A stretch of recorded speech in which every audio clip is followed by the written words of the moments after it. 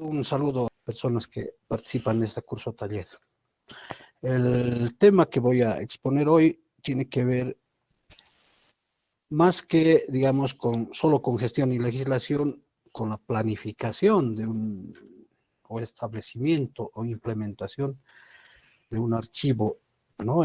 Puede ser en municipios, es aplicable también en otras instituciones. Así que voy a relacionar lo que es, qué es la gestión y cuál es, digamos, la relación con lo que es la legislación o las normas en este caso. Ya, mi título entonces, los archivos municipales, gestión y legislación. Antes quisiera aclarar un poco acerca de la ciencia archivística, ¿ya?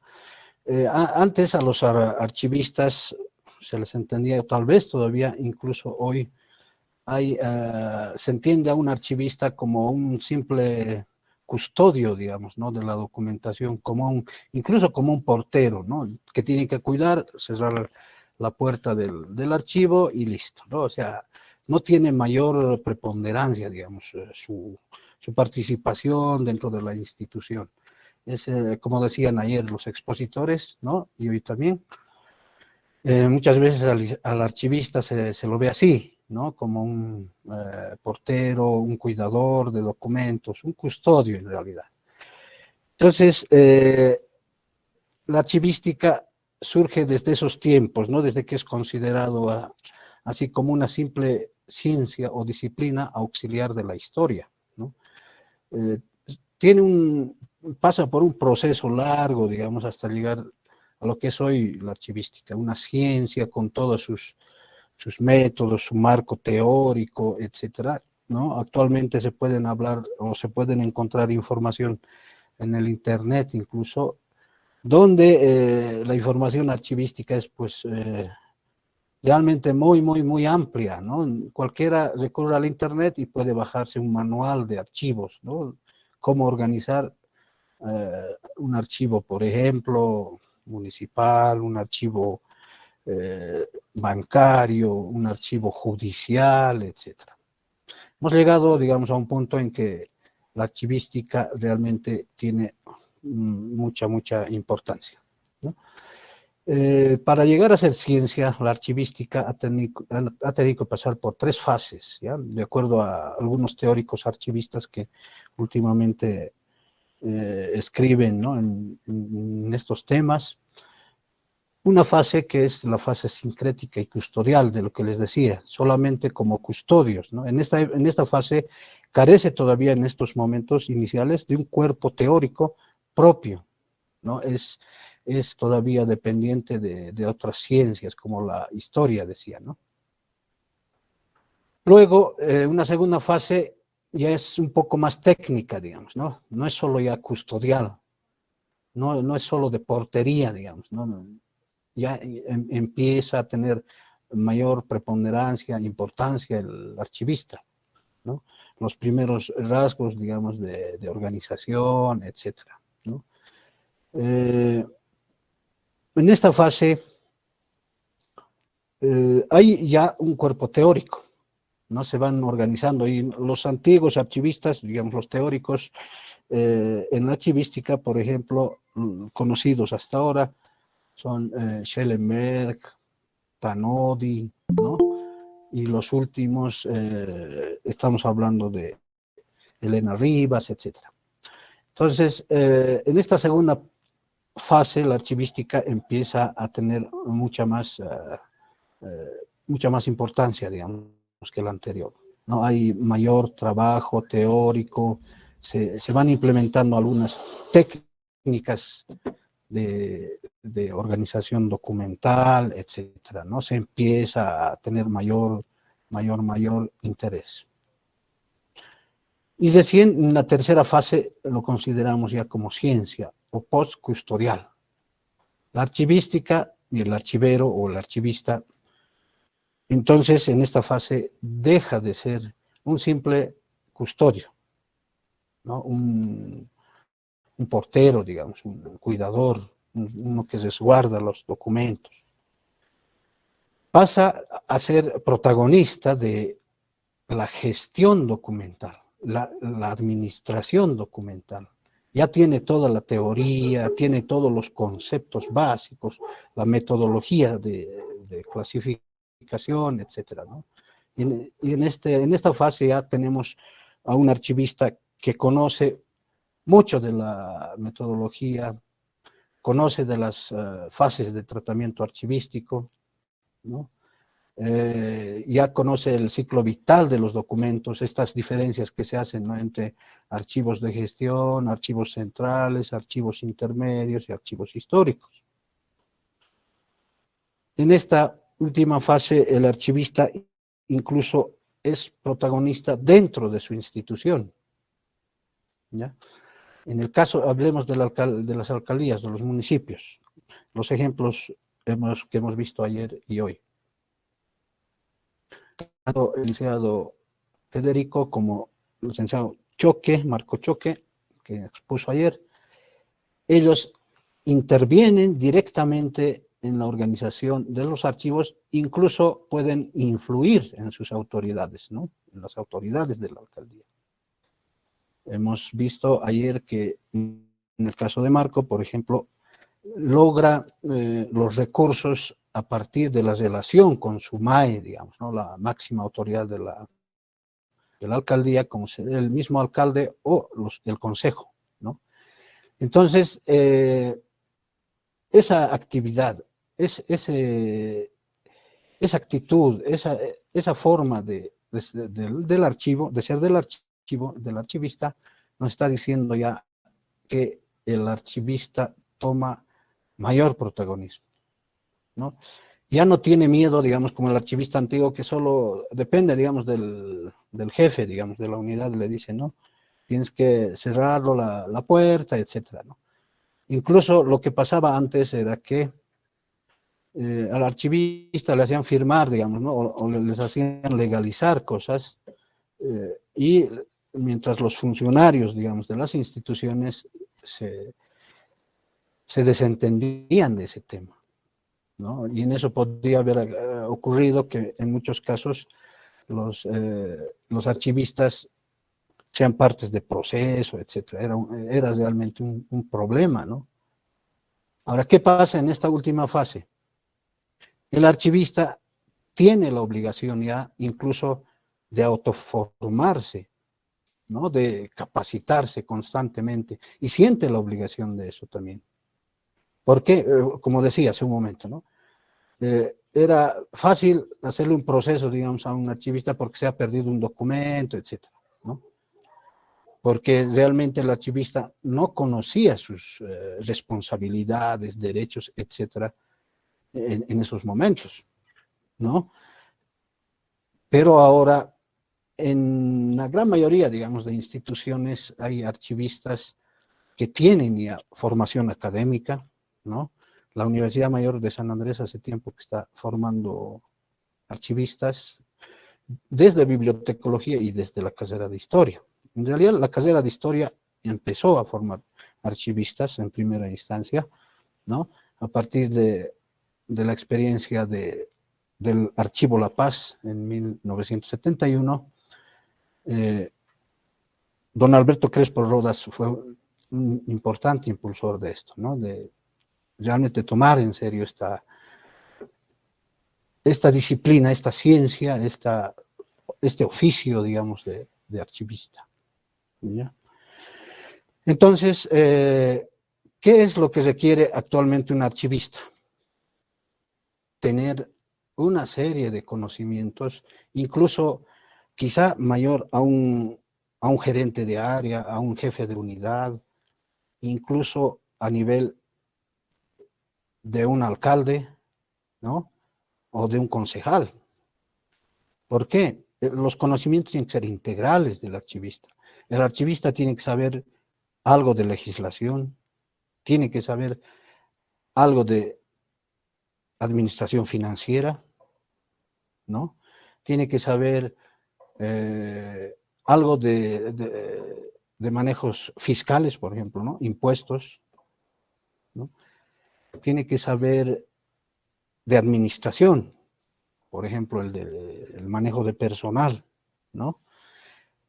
Es decir, tiene una responsabilidad mayor que lo que tenía antes un archivista de la fase custodial solamente, ¿no? El que cuidaba, ¿no? Simplemente, ¿no? Pero a la vez también el archivista hoy es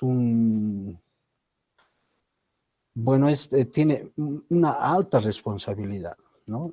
Tiene una alta responsabilidad tanto en la documentación y, como se dice, en la gestión misma de la información en su institución. Del archivista puede depender, por ejemplo, que una institución no tenga procesos administrativos, ¿no? O procesos incluso penales, ¿no? En algunos casos. Por, por ahí no hizo una buena gestión, digamos, ¿no? De la documentación, no lo clasificó muy bien. Entonces, en ese caso, también pueden darle alguna responsabilidad. Aunque hoy en día las normas, como veremos más adelante, no solo involucran ya al archivista, ¿no?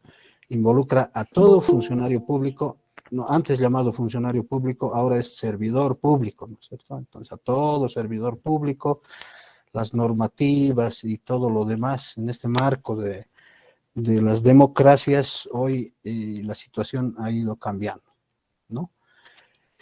Entonces, ese es el contexto del archivista de hoy, de lo que debe ser, digamos, el archivista. Tenemos todavía en algunos lugares que las autoridades mismas ven todavía a un archivista a la antigua, ¿no? A ese archivista que no sabe mucho, digamos, ¿no? Pero eso justamente es lo que hay que ir cambiando. ¿Por qué, digamos, no? Porque la gestión de la información actualmente es clave para cualquier proyecto, ¿no? Tanto municipal, un proyecto de desarrollo, ¿no? Un proyecto económico, ¿no? Para el municipio, por ejemplo, ¿no? Para cualquier situación es clave eh, tener una institución, un archivo, ¿no? En este caso, un archivo central, si es posible, ¿no? De eso va a depender, por ejemplo, el manejo, la planificación, la planeación tanto de otras unidades como del mismo archivo, ¿no? Si el archivo funciona a su 100%, la empresa, la institución va a funcionar de esa manera, ¿no? Va a responder a cualquier dificultad que se presente, va a responder, por ejemplo, a la intervención de la Contraloría, por ejemplo, ¿no? En casos de auditorías, ¿no? En muchos de los municipios pasa eso en los municipios, ¿no? Los auditores, ya le toca auditoría, digamos, este año no sé, a Irupana, a Yanacachi, a Ixiamas, etcétera, ¿no? Entonces, ¿qué es lo que pasa? Lo primero que buscan es, por ejemplo, el área de administrativa financiera. Van a empezar a buscar documentación que demuestre los gastos que hayan sido efectuados de manera eficiente y eficaz, que es lo que busca también la ley 1178. No puedes gastar simplemente por gastar, digamos, ¿no?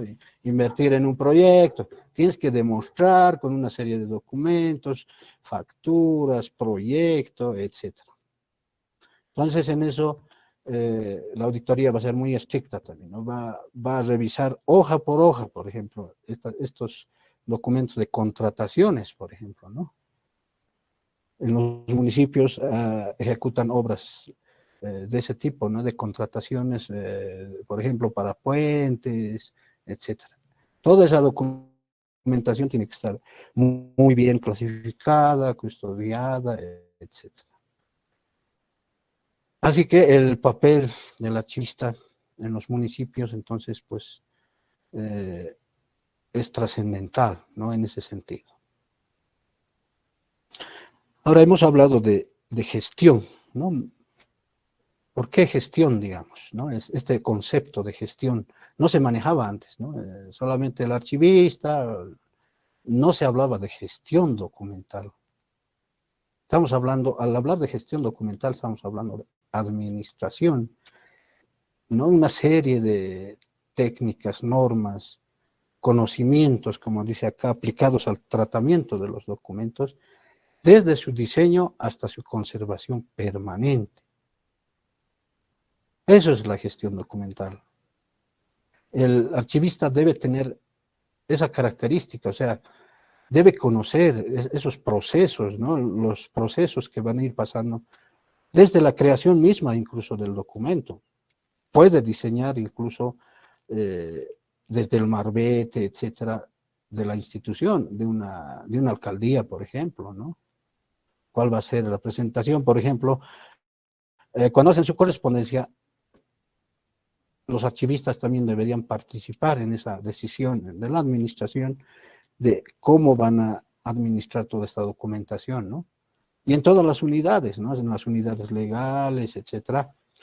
Por ejemplo, es clave que el archivista diga que tiene que tener, por ejemplo, toda la correspondencia tenga una codificación correlativa.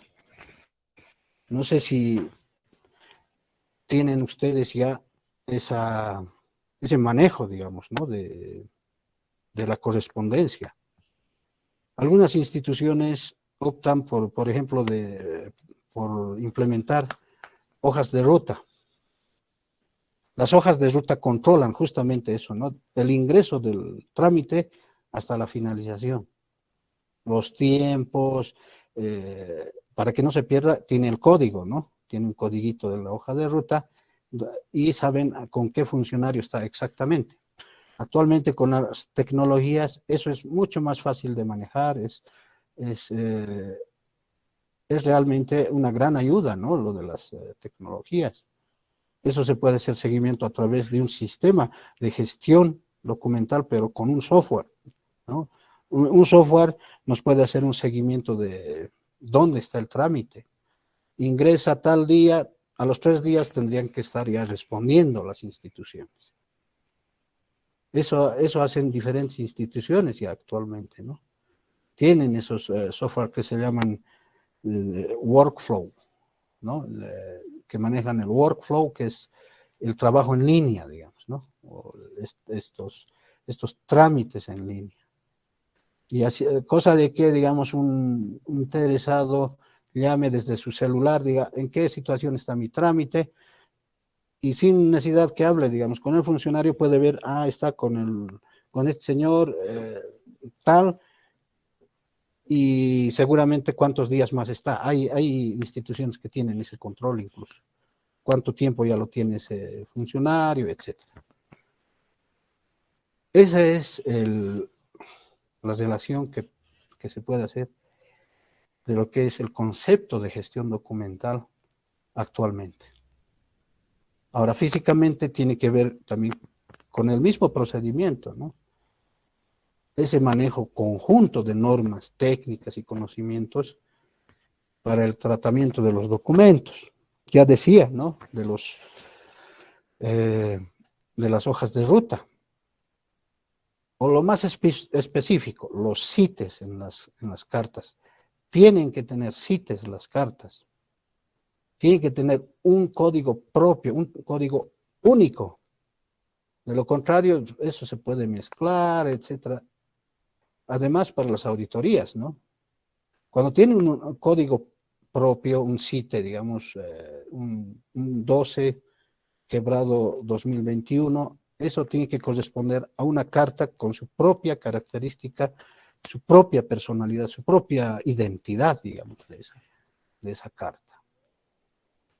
Si no le pondríamos esos distintivos, digamos, estos CITES, etcétera, el documento va a tender pues a perderse, o sea, no sabes administrarlo, digamos eso, ¿no? Ahí no estamos hablando tanto ya de gestión documental. Son temas así específicos, tan prácticos, que hacen la aplicabilidad de este concepto, ¿no? De lo que es la gestión documental. Gestión documental también es aplicar las fases de tratamiento archivístico, ¿no? Que más adelante les voy a explicar, que va desde la identificación del documento. Una vez que ha pasado al archivo central o a cualquiera de estos archivos, el personal de archivo tiene que ser capaz, por ejemplo, ¿no? De valorar la documentación, ¿no?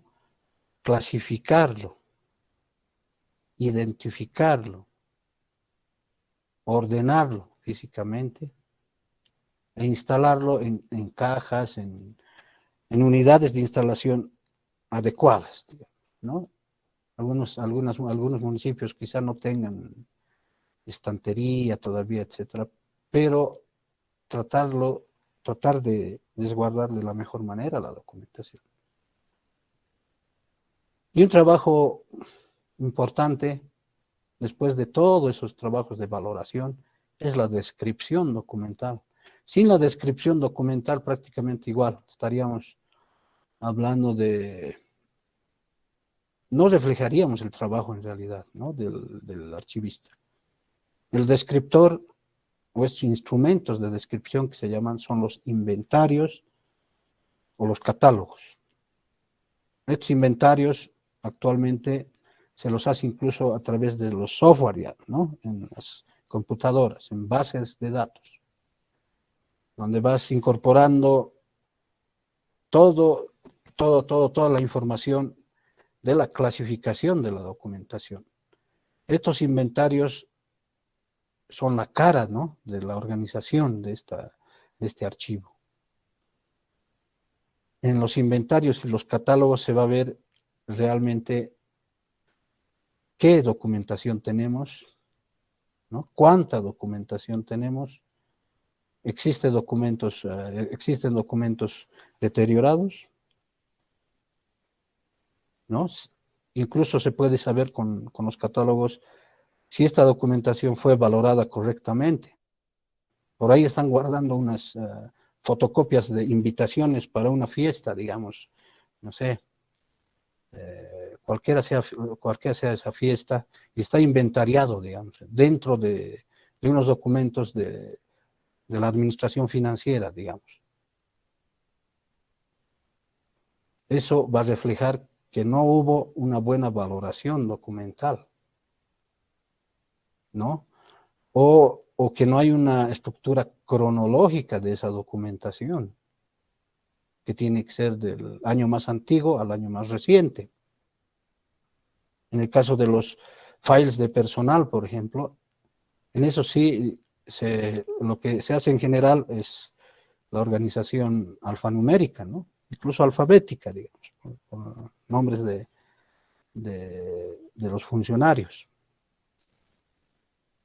¿no? Dentro de esa documentación del personal, por ejemplo, ahí se les puede poner algunos distintivos, incluso por colorcitos, etcétera, porque es una documentación bien dinámica, ¿no? La del personal. Todos los municipios deben tener aquello. Y como digo, valorar siempre constantemente la documentación, y la valoración significa, a ver, en un momento les voy a también explicar, no es otra cosa que reconocer, digamos, los diferentes valores que van adquiriendo estos documentos a lo largo de su vida, ¿no? Desde el inicio del trámite, incluso desde el inicio de la creación de estos documentos, ya tienen un valor. Las facturas, por ejemplo, ¿no? Tienen un valor fiscal. Los comprobantes de ingreso, un valor contable. Los procesos judiciales, por ejemplo, tienen un valor legal, ¿no? Y hay otra documentación dentro de los mismos municipios que surgen de la unidad legal, como en los consejos, por ejemplo, las resoluciones tienen un valor legal. Eso tiene que estar bien claro al momento de clasificar. el valor administrativo, que estábamos hablando en este momento de los files de personal, por ejemplo. Tiene que estar bien claro eso, ¿no? ¿Qué es administrativo? ¿Qué es legal? ¿No? ¿Qué documentación tiene función legal? ¿Qué documentación tiene función administrativa? ¿Qué documentación tiene función contable? ¿Qué documentación tiene función fiscal? Que tiene que ver más con los impuestos, etcétera, ¿no? Muchos de los municipios o algunos deben tener, por ejemplo, el RUAT deben manejar, ¿no? Esos son sus valores. Pero además de esos valores, los documentos también tienen que ser diferenciados entre duplicados, fotocopias, etcétera, porque no podemos guardar todo, digamos, ¿no? Hay que guardar la documentación realmente importante, original, con firmas originales, etcétera. A no ser que una de esas documentaciones se haya perdido, ¿no? Y tenemos que reemplazarlo. Al hacer eso, incluso para eso hay una normativa, la Ley de Procedimiento Administrativo. Se puede reemplazar esa documentación, pero previamente una llamada de detención al que lo ha hecho perder o al funcionario que no, que realmente ha cometido, digamos, este descuido, ¿no? Este descuido. O puede haber un robo incluso de documentos, ustedes saben. Eso tiene sus grados de procesos, ¿no? Desde el administrativo hasta el legal, de acuerdo a la 1178. Muy importante. ¿Por qué ahora la importancia de las normativas también? ¿No? Acá vamos a insistir un poco en el concepto de gestión. Actualmente, el concepto de gestión con la incursión de las tecnologías, hablamos ya, por ejemplo, de esta secuencia, ¿no? De la captura, almacenamiento y recuperación de documentos. Cualquier organización captura, almacena y recupera documentos todos los días, ¿no? Los documentos llegan a la empresa, a la alcaldía, a la institución en forma de papel y también en formato electrónico ahora. La Conmebol, impuestos internos, la aduana nacional, hoy tienen documentación electrónica que no han sido ni siquiera impresos. ¿Ya? Esta gestión de esa documentación, actualmente ellos lo manejan de esa manera, tal como se manejaría en el tema físico también el archivo. Así como se clasifica, ordena, de la misma manera la información electrónica o digital tiene que ser también organizada. No es que por lo que es electrónica vas almacenando, ¿no? En una máquina, en una computadora, ¿no? Actualmente esa gestión de información incluso ha creado ya una nueva carrera en el mundo. Hay en Estados Unidos, en México, etcétera. No solo es ahora la gestión documental, ya vamos a más allá, ¿no? Es la gestión de información. Entonces, importante, ¿no? La incursión de la tecnología, y vamos a ir apuntando hacia una mejor gestión documental a través de los software, de las computadoras, de los temas virtuales. Ahora, ¿cuáles son los beneficios, ¿no? De estos sistemas de gestión documental? Ya habíamos mencionado algunos. Se maneja, hay una normalización o estandarización de la documentación desde su producción hasta su destino final. Hay un control de esa documentación, ¿no? Se estandariza, como hemos dicho en el caso de las cartas, un solo formato. Nadie hace a su gusto, digamos, no le ponen su marbete cada vez que quieran. El marbete puede ser generado en base a una resolución, por ejemplo, ¿no? De la misma alcaldía. De tal manera que eso sirva por años, ¿no? por cierta característica, etcétera. ¿Para qué sirve, digamos, esta estandarización? Para que esta documentación no sea falsificada. Todos los municipios deben tener también ese tema, ¿no? Cuando hay documentos importantes, etcétera, lo que se tiende a hacer es falsificar. Y ese es otro trabajo de valoración también, por ejemplo, ¿no? O de verificación del archivista, del funcionario incluso de ventanilla. Cuando recepciona, tiene que tener esas cualidades, ¿no? De verificar, ver si es falso, es verdadero, etcétera. En el caso de los RUAT, cuando los que manejan RUAT en algunos municipios, en los RUAT hay una gran cantidad de gente que hace falsificación justamente por el valor que tienen, ¿no? Los bienes que se registran en estos RUAT, ¿no? Tanto en movilidades e inmuebles, en vehículos, por ejemplo, ¿no? Ese es el beneficio, digamos, de una buena gestión documental, un buen control de la documentación. Bueno, luego la normalización acertada en los procedimientos para la producción, radicación y distribución de los documentos mediante la utilización de sistemas eficientes, lo que decíamos. Sistemas en el sentido electrónico, en el sentido de software, y sistemas en el sentido también práctico, físico, digamos, de que se entiende ese término, ¿no? De ese tema que nos dice que todas las actividades están relacionadas, deben estar relacionadas, ¿no? Para que no haya, digamos, se comprenda mejor en realidad, ¿no? A través de estos sistemas. Otro beneficio es el de organizar el sistema de administración de documentos y archivos a partir de la noción de archivo total.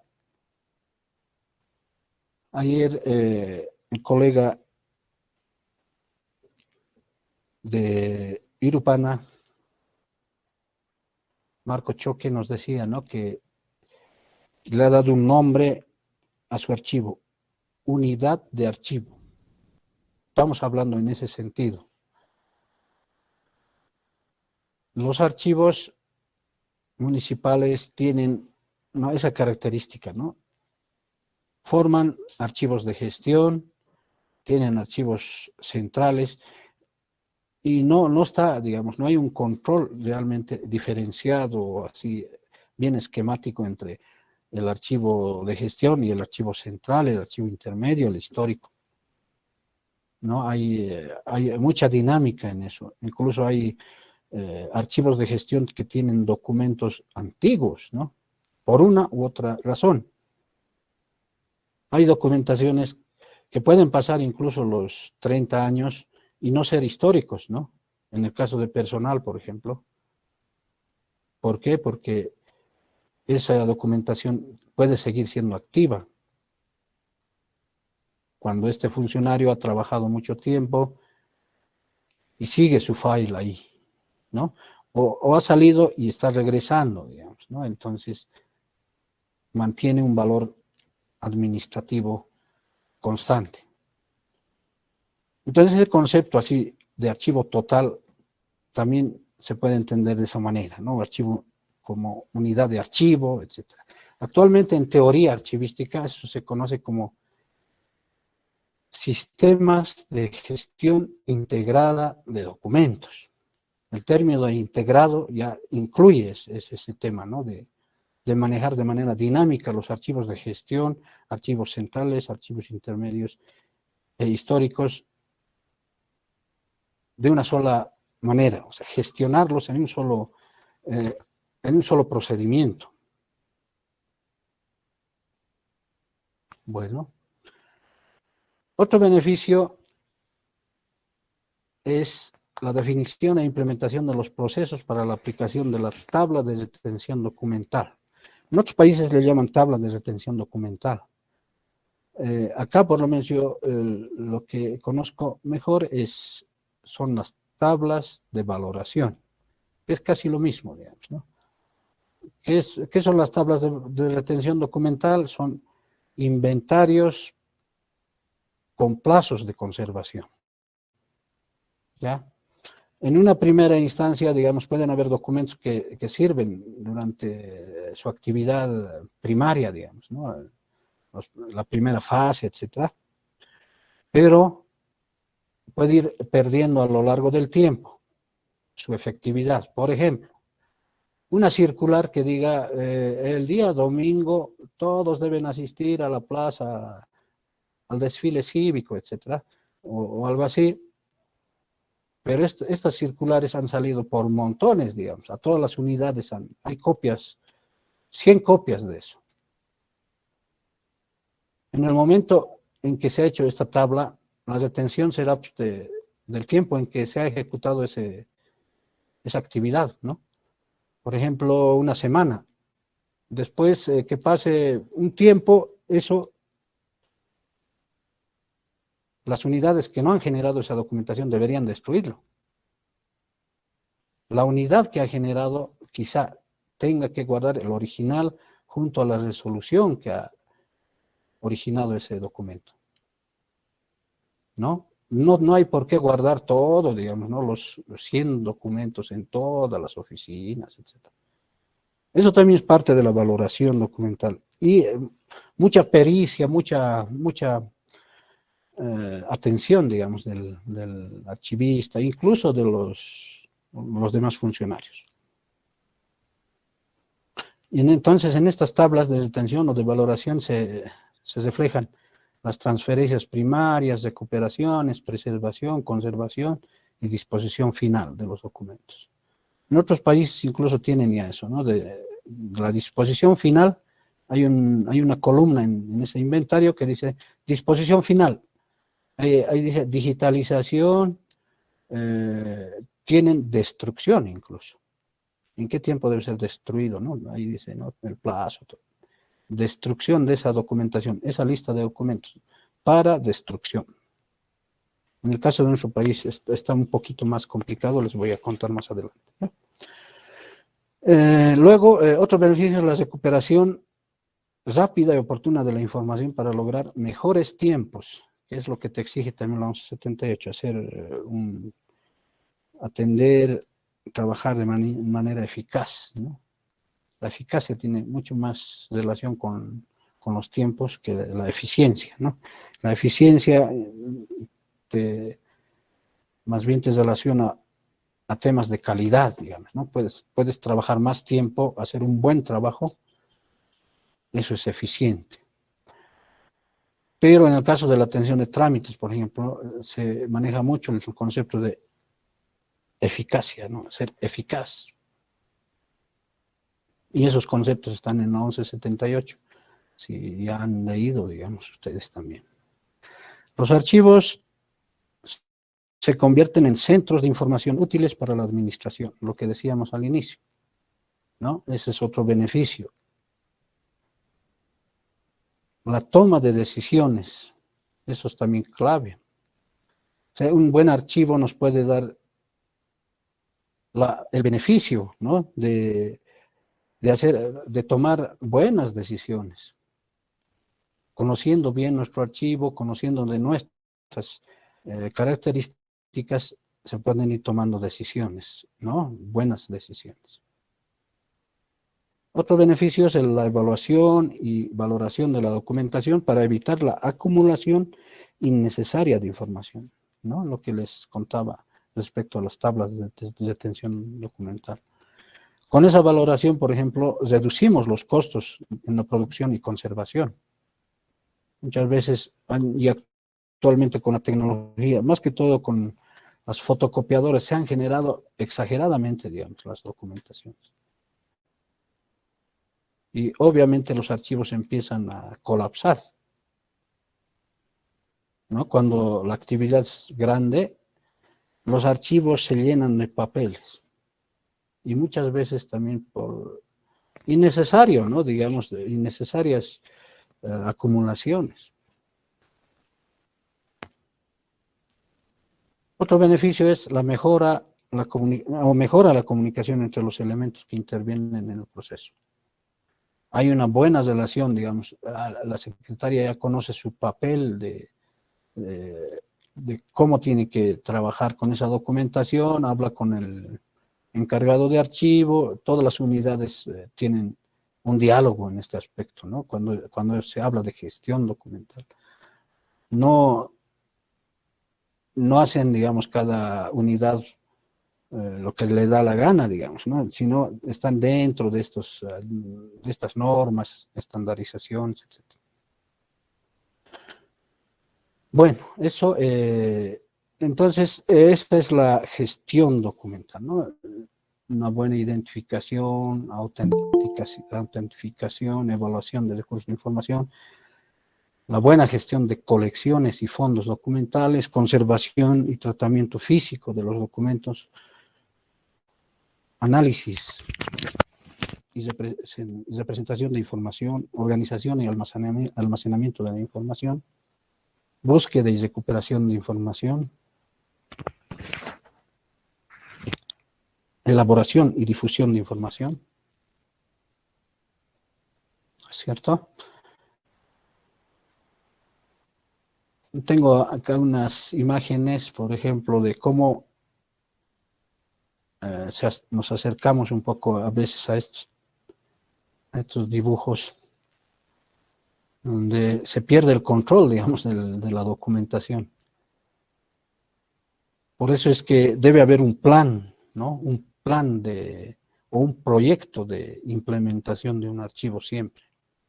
Cuando el archivo, digamos, no tiene una buena organización, es importante ver todos estos aspectos, tener conocimiento de estos conceptos también, ¿no? ¿Qué tipo de archivo queremos? ¿Cómo queremos? ¿Cómo los vamos a normalizar? A través de conceptos. Actualmente, ya como les decía, tenemos manuales de archivos, ¿no? Que nos dicen cómo clasificar, etc.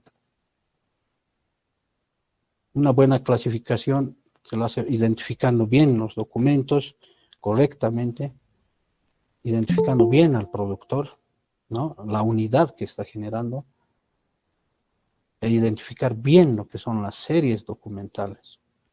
Las series documentales son un conjunto de documentos que tienen una misma tipología, un mismo origen de actividad. Por ejemplo, acá tenemos correspondencias que tendrían que estar en orden cronológico, al interior deberían estar con orden de CITES, ¿no? Del 1 al 1000, no, del 1 al 200, digamos, porque generalmente un folder o un grupo de documentos de correspondencia no debería pasar de 200 páginas o fojas, ¿no? Porque si hacemos un empastado de unas 500, eso no es operativo, digamos, no es funcional manejar eso. ¿No? Igualmente para cualquier tipo de documentos, ¿no? Puede ser files de personal, igualmente pueden estar ordenados por orden alfabético, por códigos, etc. Entonces, eso en la gestión documental hay que tomar en cuenta las fases del tratamiento archivístico, que son la de identificación, valoración, clasificación, ordenación, descripción y registro, disposición y ubicación y conservación. Sin olvidar la documentación que tiene que estar en permanente limpieza, supervisión, etc. Cuidando de la humedad, factores de polvo. Hay instituciones como el Archivo de la Paz, por ejemplo, tiene una máquina que se llama el deshumificador, ¿no? El deshumificador, que es para extraer la humedad del ambiente, ¿no? Hay máquinas digitales incluso hoy para repeler a los roedores, por ejemplo, ¿no? Que quieren entrar al archivo. Se pueden utilizar eso, ¿no? Se pueden utilizar esas herramientas, tecnologías, ¿no? Últimas. Cuidar de la luz, que no le dé mucho el sol, etcétera, para que no se sequen los documentos. Bueno, Eso quizá en la siguiente exposición les mostrará el licenciado Simón Coma. En la foto podemos ver, digamos, un manejo de files, ¿no? De personal, una institución gigante, ¿no? Que aplican también sus propias características, ¿no? En ponerles distintivos de colorcitos, etc. Es una manera de gestionar la documentación, manejar bien, ¿no? Administrar de la mejor manera. Es una foto del archivo La Paz con sus estantes móviles, las nuevas tecnologías también para reducir la ocupación del espacio. En estos estantes se pueden simplificar o reducir, digamos, ¿no? el área que ocupa un archivo o una documentación. Este cuadrito quería mostrarles para explicarles un poco de lo último que es, digamos, de la archivística, lo que les estaba contando, que se entiende mucho más, mucho más dinámica, digamos, los conceptos actuales, ¿no? Hay países que están súper avanzados en este tema de archivos, que manejan, incluso han llegado a tener categorías paralelas, digamos, a un ministerio, ¿no? Hablaremos de nuestro país, digamos, ¿no? El Ministerio de Educación, digamos. Llegan a ese rango incluso algunos archivos en Australia, en Canadá, en Estados Unidos. Porque realmente en gestión documental han avanzado demasiado ellos ya. Y es una teoría, este cuadrito es parte de una teoría que se llama, de lo que les hablaba también, es de lo que sería la gestión, un sistema de gestión integrada de documentaciones. Un poco compleja de entender, pero si se fijan, acá tenemos 4 ejes principales: un eje de evidencia, un eje de gestión de documentos, que está acá abajo, que los he marcado con naranja, un eje de la identidad, ¿no? De la institución, un eje transaccional, de la actividad en realidad, ¿no? ¿Y cómo representa este cuadro, cómo actúa un sistema de gestión integrada de documentación? ¿No? Desde la identificación del fondo, la sección, la serie documental, que es clave, y el tipo de documento, ¿no? Un documento suelto, etc. ¿Cómo se relacionan, por ejemplo, con las funciones, ¿no? La sección se relaciona con las funciones, la serie con las actividades de esa institución, el fondo con el objetivo institucional. Y por el otro lado, por ejemplo, a ver, el tipo se relaciona con el autor, ¿no? Directamente el autor, quien ha creado ese documento, puede ser una correspondencia. La serie la genera la unidad, como unidad, digamos, ¿no? Y la sección como organización, una unidad más grande que la anterior. Y el fondo, la institución. Y cómo la valoración también va a ir calificando, ¿no? A cada una de estas documentaciones de acuerdo al tiempo, ¿no? Primero va a ser simplemente un vestigio figurativo, después evidencia, luego quedará como memoria individual y organizacional, y finalmente como memoria colectiva. ¿Qué significa? Que esta documentación es parte de la historia, digamos, ¿no? En el caso de un municipio, esta documentación a lo largo del tiempo se va a convertir en la memoria de este pueblo, en la memoria de ese municipio. Como nos aclaraba ayer, por ejemplo, interesante lo de Marco, entre su documentación tenía documentos o fotografías de Agustín Azpiazu y Rafael Pavón. ¿Qué significa? Que parte de su imaginario, parte de su historia, fueron esas personalidades, ¿no?, de la región. Si no los resguardan, si no los toman en cuenta, pues no estamos hablando de una buena gestión documental, ¿no? No estamos hablando incluso de tener memoria, digamos, ¿no? Cada municipio, cada pueblo debe conservar su memoria, ¿no? Tanto institucional como memoria colectiva. La institución como la alcaldía debe tener su propia historia, ¿no? Cuándo se creó, cómo pasó, por qué decretos, etcétera. Cómo se fue conformando a lo largo del tiempo, qué debilidades se encontró en el tiempo, etcétera. Esa es su historia. Pero toda esa documentación también va a ser parte de la memoria colectiva del pueblo, de la región, del país. Porque nosotros tenemos, digamos, interés en que todos los archivos se relacionen o intercambien información, justamente para que nuestro país pues no pierda su historia, ¿no? Eso respecto a este cuadro. Bueno, entonces, esa es la gestión documental, incluso vamos ya por el segundo concepto que hemos puesto, es la legislación, ¿no es cierto? La legislación también la relaciono con normativa, ¿no? Para un archivo es importante tomar en cuenta también lo siguiente, la legislación, ¿no? La constitución política del Estado, toda la legislación nacional, incluso desde el siglo XIX, coadyuva, ¿no?, a que nuestro archivo se vaya administrando de la mejor manera. Aunque en el caso de nuestro país, la normativa es demasiado dispersa. Incluso hay normas que se contradicen. Eso es solo cuando empiezas a querer aplicar, se nota, ¿no? Hay normas para todo, digamos, ¿no? El sector del comercio, por ejemplo, tiene su código de comercio, los impuestos tienen el código tributario,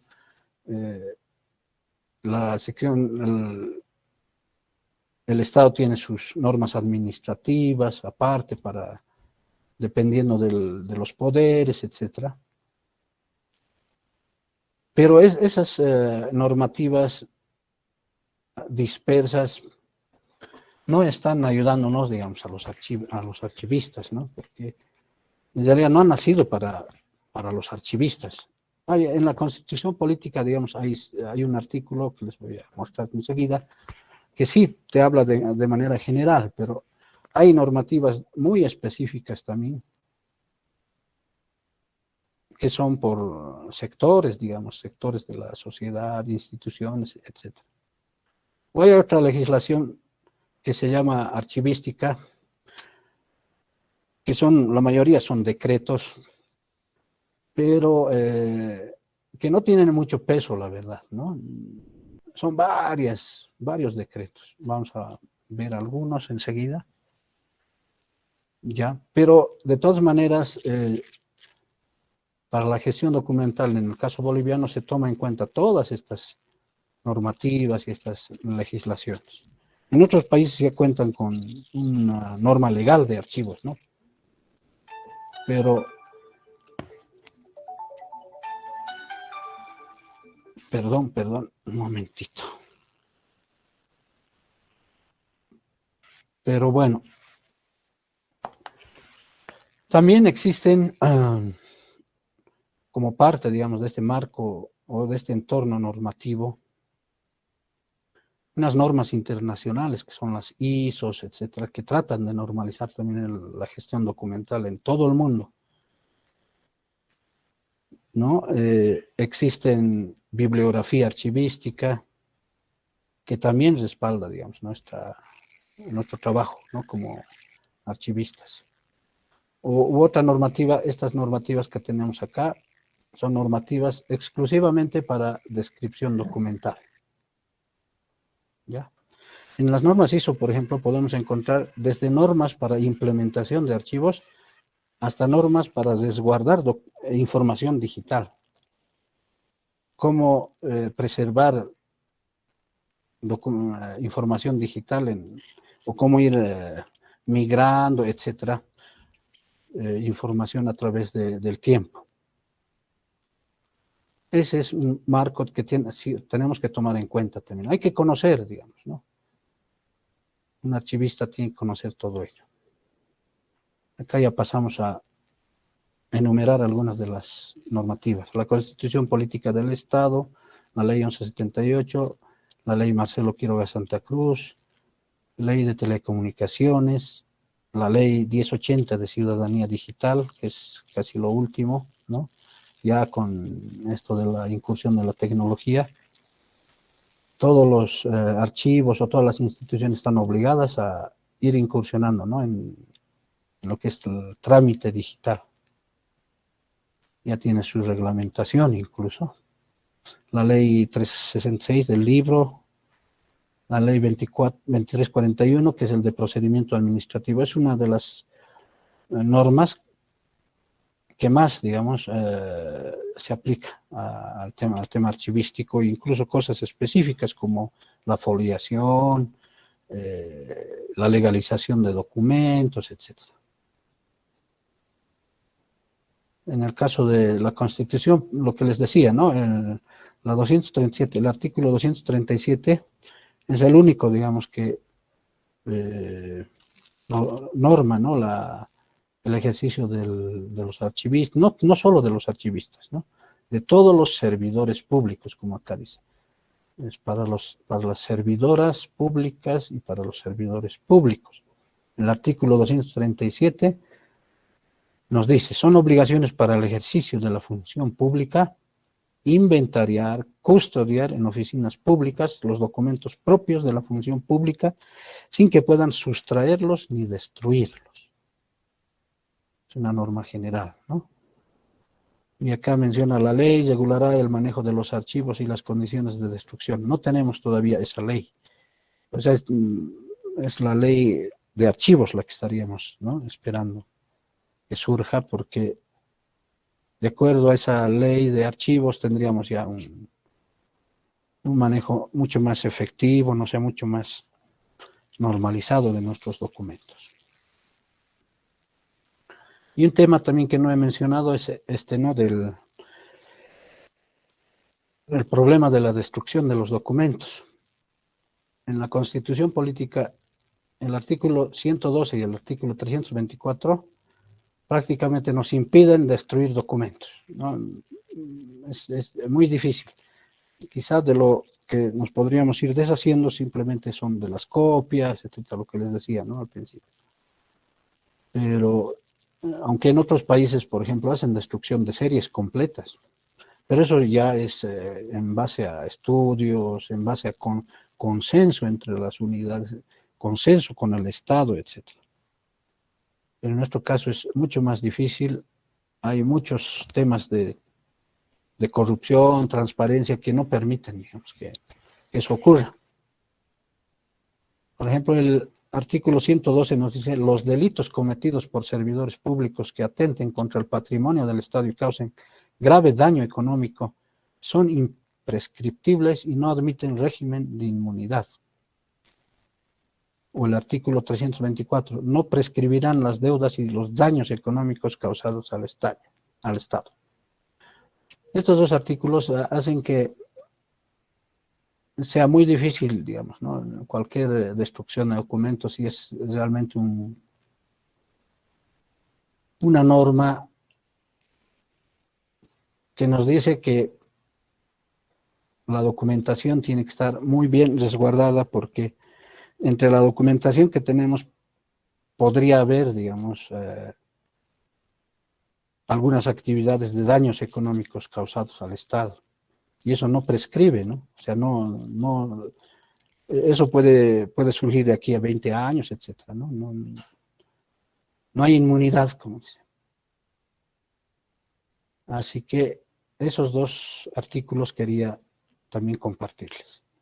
La 1178, del que les he hablado también, ¿no? Es una norma detallada del modelo de administración gubernamental para el manejo de recursos del Estado.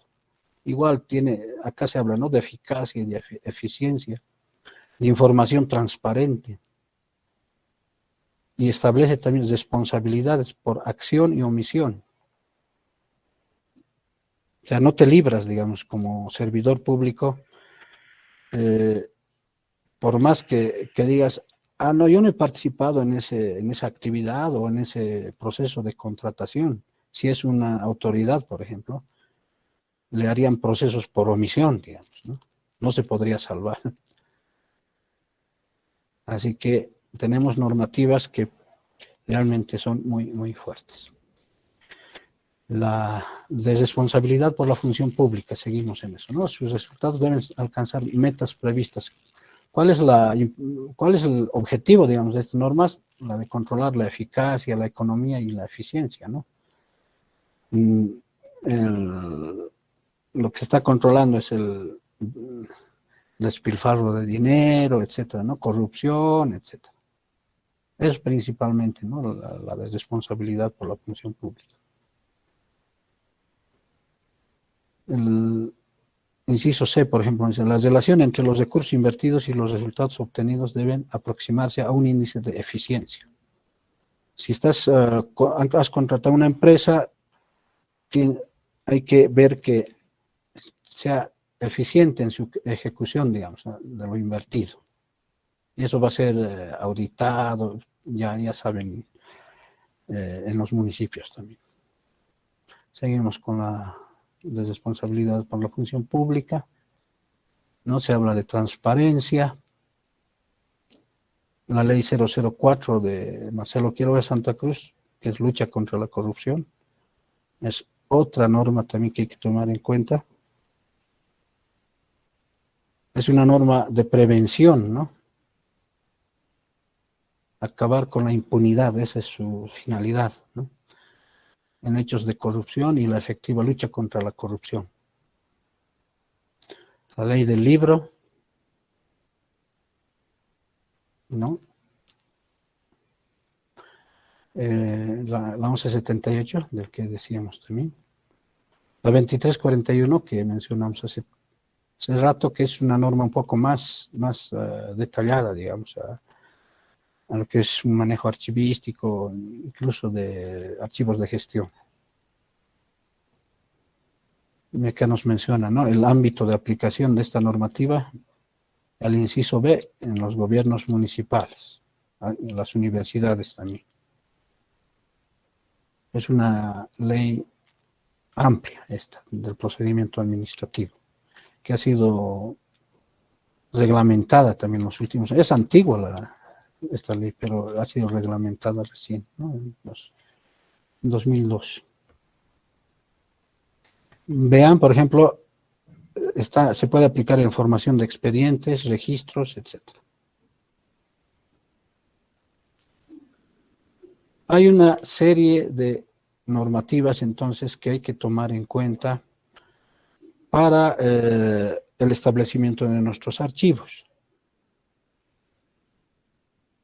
Y una última cosa también que quisiera compartirles, estamos viendo ya de pasada, digamos, algunas de las normas, por ejemplo, el Código de Comercio, las normativas sobre documentaciones privadas, la reglamentación de la responsabilidad por la función pública, el Código Penal, ¿no?, que sanciona, ¿no?, de 1 a 6 años la destrucción de los documentos. Acá, ¿no?, nos dice claramente el inciso 4, cuando se realizare mediante incendio, destrucción o deterioro de documentos de valor estimable. La sanción será de privación de libertad de 1 a 6 años.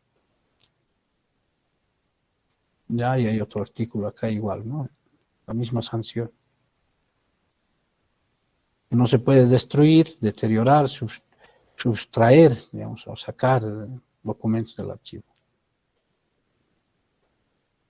Bueno, ya en la última parte quería hablarles un poco de lo que son las nuevas tecnologías, ¿no? El AGETIC es la Agencia del Gobierno Electrónico y Tecnologías de la Información y de la Comunicación. En el caso de Bolivia, es el decreto de creación, ¿ya? y que, bueno, actualmente están impulsando el manejo de los sistemas de gestión documental de manera virtual, ¿no? Hay una ley de la ciudadanía digital que nos dice, es la 1080, que nos dice, por ejemplo, ¿qué es la ciudadanía digital? La ciudadanía digital consiste en el ejercicio de derechos y deberes a través del uso de tecnologías de información y comunicación en la interacción de las personas con las entidades públicas y privadas que presten servicios públicos delegados por el Estado. ¿Ya? Y tenemos todo un desglose, ¿no? Tiene validez jurídica, nos dicen, ¿no? Todos los trámites de tipo digital. Claro que en relación con la AGTIC, o sea, cualquier trámite debe ser o sea, normalizado, reglamentado, planificado a través de la AGTIC. Una de las primeras leyes, digamos, antes de la ciudadanía digital fue la ley 164, ¿no? Que es la ley de telecomunicaciones. En esta ley se han desglosado una serie de conceptos donde pueden encontrar, ¿no? ¿Qué es un certificado digital? ¿Qué es el comercio electrónico? ¿Qué valor tiene un correo electrónico, por ejemplo, ¿no? ¿Qué es un documento digital? Una firma digital. ¿Qué es un gobierno electrónico? ¿Qué es el software libre? ¿Por qué utilizar software libre? Y si tiene validez jurídica, digamos, todas las firmas digitales, etcétera. ¿Cómo y por qué? ¿Cuándo? Luego tenemos las normas ISO, que les decía, que hay para todo, ¿no? Hay para la gestión integral de sistemas archivísticos, para transferencias de información, almacenamiento de documentos, tesauros e interoperabilidad, ¿no? Para la valoración documental, tenemos para formatos de archivo de documento electrónico, para preservación a largo plazo, ¿no? Exclusivos para documentos electrónicos. Bueno, hay ISOs para cosas así específicas, incluso para el uso del CD-ROM, de cómo tienen que almacenar, etcétera, ¿no? La información. De las más importantes están la 15489, ISO 15489, en sus versiones 1, 2 y 3, acá falta 3, ISO 30300, 30301, para diferentes temas, por ejemplo, ¿no? En el caso del 30300, para fundamentos y vocabulario que se tiene que utilizar en los archivos, o la 30301 en los sistemas de gestión para los documentos. ¿Cuáles serían los requisitos para un buen funcionamiento? Y el ISAT-G, que son igual unas normas de descripción documental. ¿Qué estructura deberíamos tomar, etcétera, ¿no? Bueno, para no cansarles mucho, esa sería la presentación. Muchísimas gracias por su atención.